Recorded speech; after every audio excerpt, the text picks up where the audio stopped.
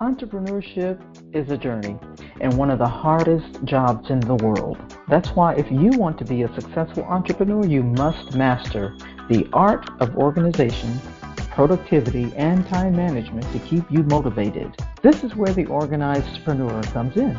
With the organizedpreneur, you get the right tips, the right tools, and the right resources to help you simplify your life so that you can organize your business All with right, ease. here we go. So I want to just share first about the three main benefits of systems. So number one is predictability, always behaving. A system allows the process to always behave or occur the way you expect it. So the outcome is normally predictable. Okay. So that's one benefit. The next benefit is productivity. Things are done right, they're done efficiently. So it improves and enhances productivity. And then peaceability. So when you have systems in place, you have peace of mind. And I don't even know if that peaceability is the right word, but it's something, it worked for what we were talking about today. So it gives you peace of mind knowing that nothing is falling through the cracks. When you have systems, you have peace of mind. And so when it comes to our businesses, especially being in this online space, we must begin to have more of a systems thinking approach. And so I said that I was going to share an example in scripture. And so one of the examples in scripture is in Nehemiah. And so Nehemiah was responsible for rebuilding the walls of Jerusalem, and he followed God's calling to rebuild the walls of the city, right? And the thing about Nehemiah is that he had a unique ability to solve complex problems, and he was very, very successful in his work. He was a systems thinker, right? He was a systems thinker with a discipline for seeing the gaps. And that's what, when you think about people who are systems thinker, they are immediately able to see the gaps in a process and be able to identify those things, right? He was also a master planner. And when he presented his plan to the king, God favored God's favor rested on him, and the challenge to build was underway. So God's favor rested on that plan, right? And when Nehemiah approached, his approach was that he divided the labor into segments to rebuild the sections of the wall. He had a very systemized and methodical way of rebuilding the wall in terms of the walls of Jerusalem, right? And this was a task that had been left undone for 140 years. And this was completed in 52 days under Nehemiah's leadership. If you go and look at one of the verses, Nehemiah 6 and 16, it says, when the people saw it, they realized that his work had been done with the help of the Lord. Okay. And so this is extremely important. As you already know, I like to give biblical examples because we can we can be assured that these things work because the Bible provides principles and blueprints and examples of ways that we can apply in our own businesses and in our lives. We can apply these principles and they work. And so, why is this important? Well, building the wall wasn't easy, right? It wasn't an easy project. And neither is building your business. So how can we become more of a systems thinker and use systems as our superpower? Well, I'm so glad that you asked, right? So systemizing enhances productivity, it reduces costs, it improves efficiency, it saves time, it improves daily operations. It is the key to efficiency. It's the key to effectively managing our businesses. It ensures better predictability, like I said, and that everything works as expected. It helps us to handle repetitive tasks and enables you to meet the demands as your business evolves. So whether you have been in business for years or you're just starting, having systems in place is extremely crucial because it guides you, it guides your team, it helps you to go in the right direction, it helps to guide your team in the right direction, and it ensures that you're more likely to reach your goals because you have systems in place.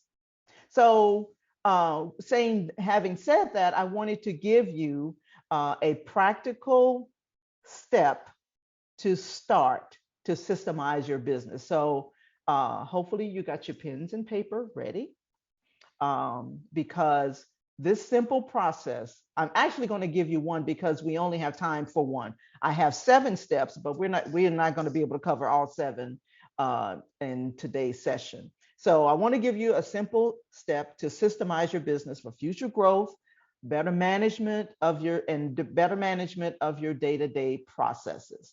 So step 1, go ahead and write down step 1. Step 1 is to identify processes that you want to systemize. Identify processes that you want to systemize. So you can systemize nearly every part of your business that makes sense. Now, there are areas that may not make sense for you to do to systemize, because sometimes you really need that personal touch, and a system or an automation may not make sense. But for the most part, nearly every part of your business, particularly if you have a coaching business or a consulting business or a service-based business, systemizing really helps, and it is the most effective approach to systemize your important tasks or your repetitive tasks, right? And again, it's going to improve the efficiency and productivity. For example, in lead generation or accounting or sales processes or proposals or client onboarding or internal communication or customer service, all of these tasks and activities can be systemized because it's going to keep you organized, and it makes it easier to delegate tasks for others and tasks for yourself. But if you want to outsource something or you want to delegate something, you really want to make sure that you have some type of system in place, because it ensures that everyone understands what's expected, right? And everybody remains on the same page. So identify the processes that you want to systemize. And in that process, you want to ask several questions, okay? What activities take up too much of your time, and how can you minimize the time that you spend on that task? Okay, that's one question you want to ask. What repetitive tasks can I automate?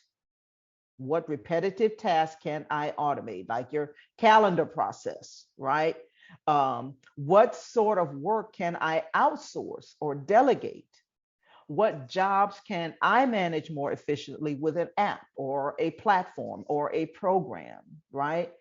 Are there any processes that require too much research or resources, right?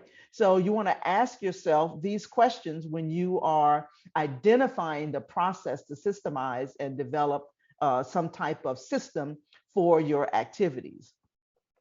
And once you list all of these things, so you're going to compile a list, right? You want to consider the impact that each process has on your ultimate goal. Like in your sales process, is it going to get you closer to making the money, right? Because you're in business to make money. So you want to create some type of sales process that's going to condense the gap, right? So that you can get quicker, to the money. You don't want that to be something that's ongoing and dragging out the process, right? And so you definitely want to have something in place for that. And answer the question, does it get you further away from it, or is it something that's going to get you closer to that goal, right? And ask yourself if it has a positive impact on your main goal, right? In terms of, like, for example, when I said a few minutes ago, there are some aspects of your business that you really want to keep, you would really want to have that personal touch to it, because sometimes sometimes systems can automate the process, and like, like, okay, that was so automated, right? For example, I remember someone reaching out to me on LinkedIn, and it was obviously an automated process that they had attached to their lead generation process, because it was like, the typical line, right? And so when they reached out to me, and so I replied to them, and they replied, later, but it was a turnoff. So you really want to be careful about some of the things that you automate, and consider whether or not it needs a personal touch in that process. So then you want to make sure that you set up rules and steps that involve each system to make it easier for people to reach their goals. That, maybe you have a team, or maybe you have employees, and you want to make sure that you set up, the rules and the steps involved, so that everybody knows and everybody is aware of what is expected, right? If you choose to systemize your social media or your marketing process, or you want to make sure that everyone that's involved understands what the objectives are, right?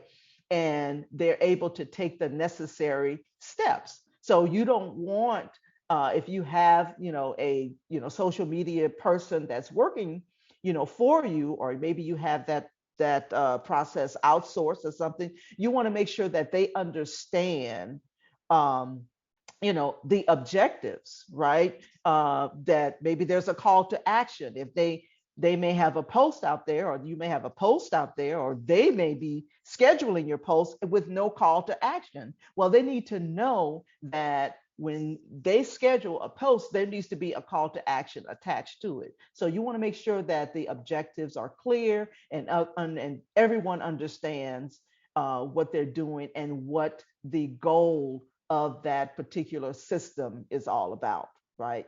So I said, let's see. Yeah, so make sure that people understand the objective. Identify and set up the right technology to power up your systems. Um, for example, if you have a marketing system, you want to make sure that it is powered up with a call to action that adds them to your emailing list. Maybe that's your objective, right? So you want to make sure that your systems power up other parts of your process. Hopefully that's making sense. So maybe you have to identify a tool like MailChimp or ConvertKit. I personally use SendFox to power up my system, right? And so you want to make sure that all of these things are a part of your process, and a part of you identifying how you want your system, what you want your system to look like.